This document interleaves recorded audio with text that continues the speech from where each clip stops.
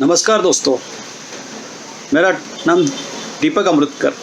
मैं practising company secretary हूँ मुंबई से।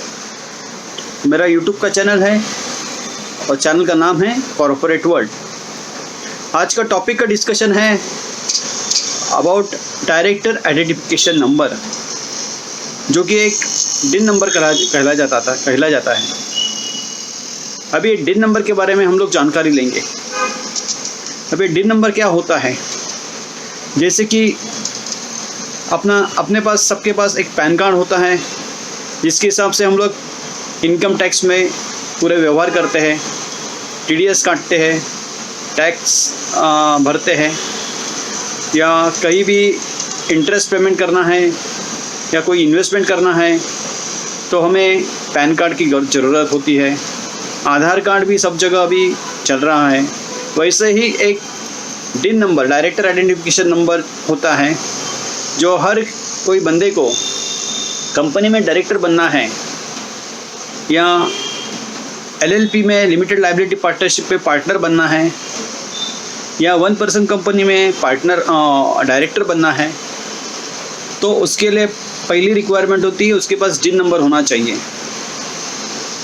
अभी फ़िलहाल लेकिन जब कंपनी बनाती है, रजिस्ट्रेशन होता है, कंपनी बनाते लोग, तब डिन नंबर की ज़रूरत नहीं होती है।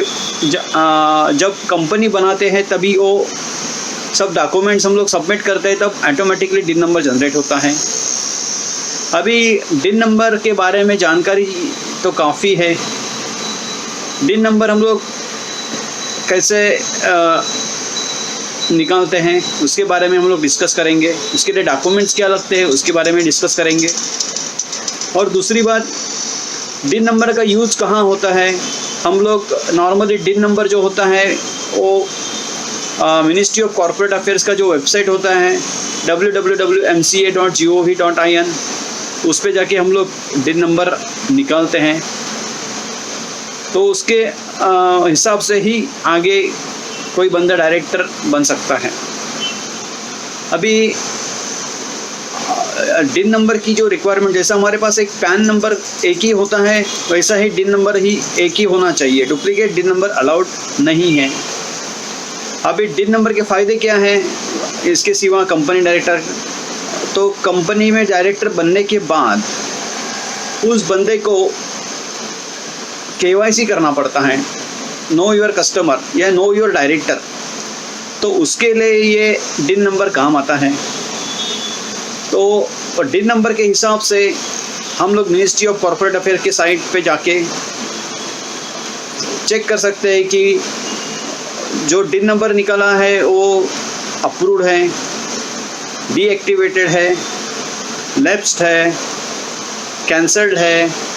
ये सब हम लोग मिनिस्ट्री के साइट पे जाके चेक कर सकते हैं। अभी डिन नंबर में ऐसा होता है कि डिन नंबर हम लोग जब डालते हैं मिनिस्ट्री के साइट पे, तो उसमें काफ़ी ऑप्शंस अवेलेबल होते हैं। डिन नंबर डालने के बाद हमें पता चल जाता है कि जो डिन नंबर होल्डर है या जो प्रपोज डायरेक्टर है या जो डायरेक्टर है वो कितने कंपनी में डायरेक्टर है, कितने पार्टनर एलएलपी में पार्टनर हैं, कहाँ पे 1 पर्सन कंपनी में डायरेक्टर हैं। ये सब हमें डिन नंबर के हिसाब से पता चल जाता है। दूसरी बात, डिन नंबर के बाद डिन नंबर के हिसाब से हमें उसका स्टेटस, डिन और डायरेक्टर का जो डिन नंबर का स्टेटस है वो अप्रूव्ड है या रिजेक्टेड है, वो भी हमें पता चल जाता है।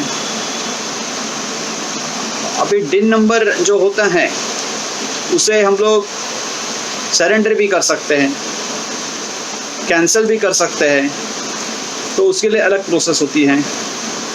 जब किसी डायरेक्टर का जो डिन होल्डर है उसका डेथ हो जाता है, तो वो डिन नंबर ऑटोमेटिकली कैंसिल हो जाता है। तो ये सब डिन नंबर के बारे में अभी हम लोग जानकारी लिया है। अभी हम लोग मिनिस्ट्री के साइट पे जाके पूरा जो अभी हमने बात किया वो पूरा चेक करेंगे कि डिन नंबर कैसे चेक करते हैं, उसका स्टेटस क्या है। अभी इसके पहले मैं आपको बताना चाहता हूँ कि डिन नंबर निकालने के लिए उस बंदे के पास वैलिड पैन कार्ड होना चाहिए, आधार कार्ड होना चाहिए, पासपोर्ट होना चाहिए, बैंक पासबुक की कॉपी होनी चाहिए, एक पासपोर्ट साइज का फ़ोटो होना चाहिए, उसके पास एक ईमेल, वैलिड ईमेल और एक रजिस्टर्ड वैलिड मोबाइल नंबर होना चाहिए। उसका जो ईमेल आईडी है और जो मोबाइल नंबर है वो उसके नाम से होना चाहिए। किसी और के नाम से अगर मोबाइल नंबर है तो वो नहीं चलेगा। अभी ईमेल एड्रेस और मोबाइल नंबर की ज़रूरत क्या है, तो जब हम लोग एक फॉर्म भरते हैं DIN नंबर के लिए, उसका फॉर्म का नाम है DIR3।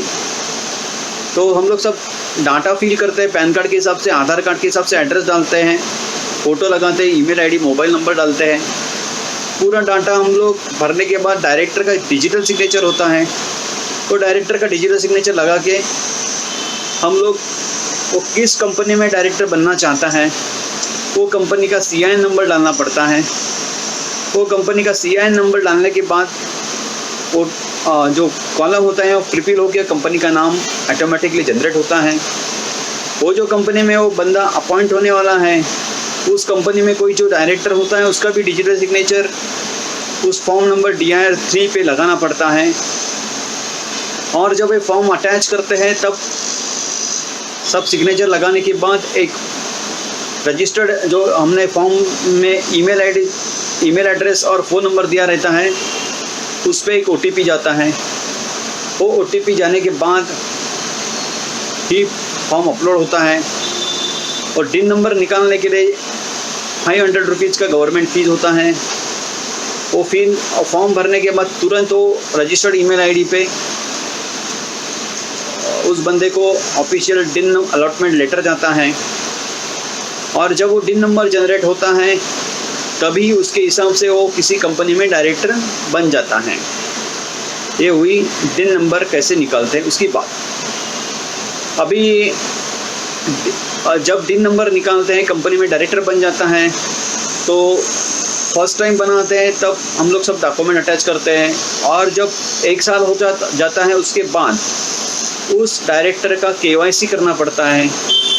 उस टाइम वापस फर्स्ट टाइम जब हम लोग अपॉइंट करने के बाद फर्स्ट टाइम हम लोग उसको KYC करना पड़ता है। उसके लिए सेम प्रोसीजर है, PAN card, Aadhaar card, passport, ये सब document self attested by director और by practising professional like CA और CS, वो सब डॉक्यूमेंट स्कैन करके अटैच करके वो फॉर्म नंबर DIR3 KYC के साथ में जोड़ना पड़ता है। और फिर वापस सेम डायरेक्टर का डिजिटल सिग्नेचर लगा के और प्रैक्टिसिंग प्रोफेशनल का डिजिटल सिग्नेचर लगा के हम लोग फॉर्म अपलोड करते हैं।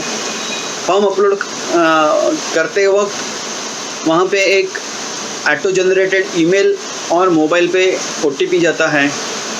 वो बंदे से हमको OTP लेके ईमेल में ईमेल OTP और मोबाइल OTP डालने के बाद फॉर्म प्रोसेस हो जाता है। और हम लोग मिनिस्ट्री के साइट पे जाके वो फॉर्म अपलोड करते हैं तो KYC कंप्लीट होता है। तो हर डायरेक्टर को वो DIN नंबर एक्टिवेट रखने के लिए KYC हर साल बिफोर 30 अप्रैल के पहले कर लेना चाहिए।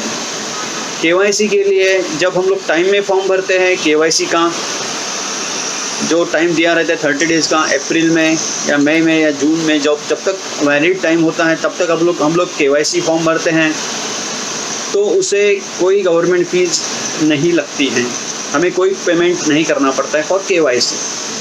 लेकिन जब KYC हम लोग टाइम पे नहीं करते हैं, टाइम बार हो जाता है, तो उस डायरेक्टर को सेम प्रोसीजर करनी पड़ती है, लेकिन उसे 5000 रुपीज़ पेनल्टी या गवर्नमेंट फीस एडिशनल भरनी पड़ती है।